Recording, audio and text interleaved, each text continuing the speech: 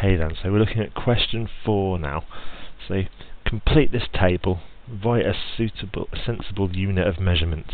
So we've got weight of a chicken, you could measure it in pounds, that's imperial, and then we've got metric as well.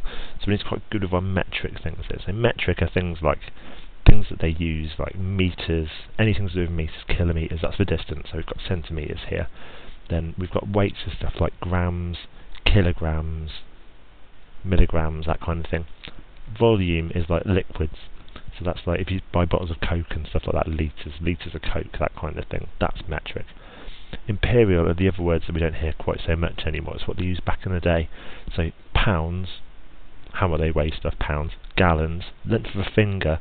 Length is more like kind of like yards, miles, that kind of things.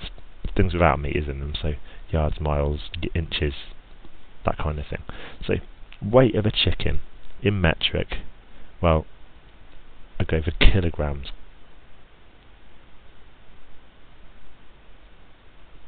I mean, that's metric there. Grams is metric as well, but grams, like, that's quite light. So you've got to think of chicken that's quite heavy. So it's going to be a couple of kilograms, isn't it? So if you put kilograms on.